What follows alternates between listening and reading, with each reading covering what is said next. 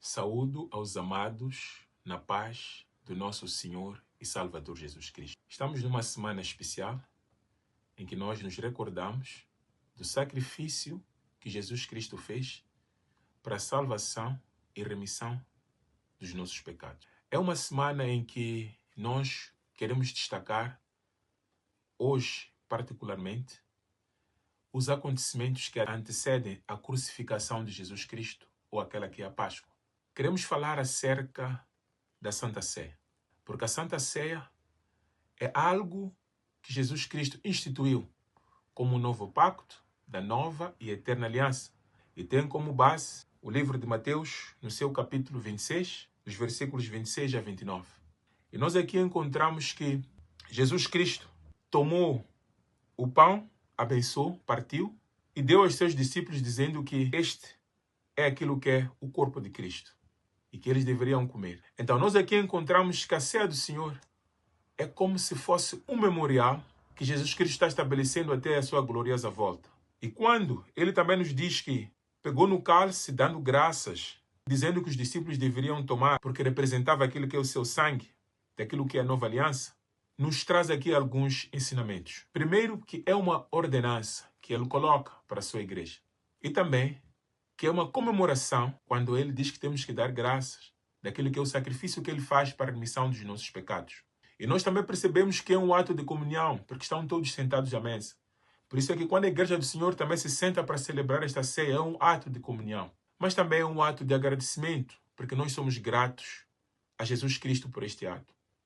Tal como a palavra dele nos ensina no livro de João, no seu capítulo 1, no versículo 29, quando João Batista viu Jesus Cristo, disse que este é o Cordeiro de Deus que tira o pecado do mundo. Então, ele tira aquilo que é a antiga aliança e coloca aquela que é a nova aliança. Como quem diz que agora os símbolos da minha ceia é o pão e o cálice.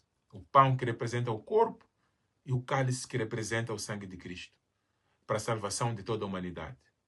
E o que isso significa? Significa que nós não dependemos mais de sangue de animais para a purificação dos nossos pecados.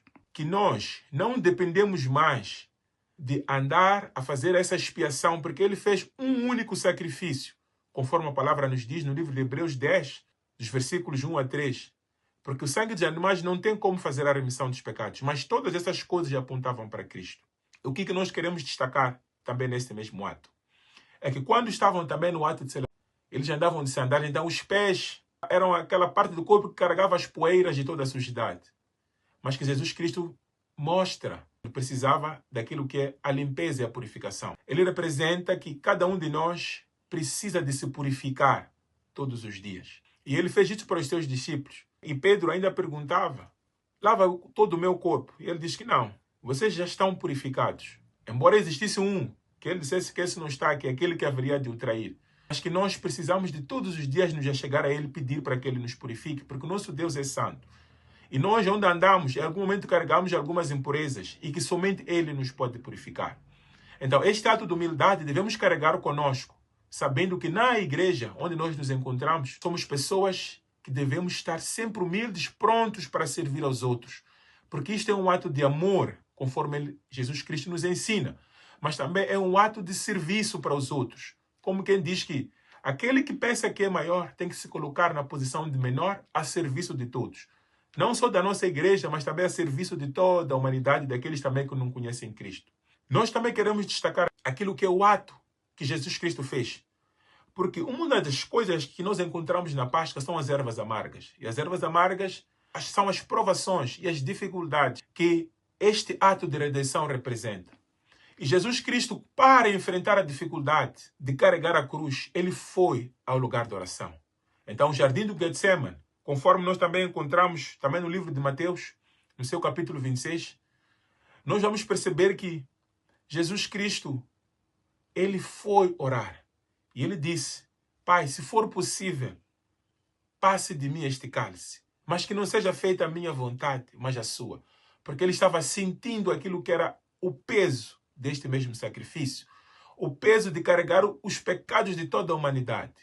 E é aí que nós vemos o grande valor que é a oração, que representa, para nós conseguirmos enfrentar os desafios.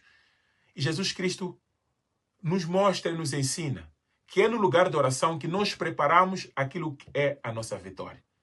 Então, desejamos a toda a igreja que possamos celebrar esta Páscoa com alegria, segundo aquilo que a palavra nos ensina, no livro de 1 Coríntios, no seu capítulo 5, dos versículos 7 a 8, quando ela diz: purificai do velho fermento, porque o velho fermento são aquilo que são as malícias, o velho fermento são aquilo que são as coisas más que nós fazíamos, porque Cristo é a nossa Páscoa, e Ele se apresentou em sacrifício por todos nós. Mas que possamos celebrar esta mesma Páscoa com amor, com sinceridade, porque é aquilo que o pão sem fermento representa, que é Cristo Jesus. Que Deus nos abençoe, em nome de Jesus. Amém.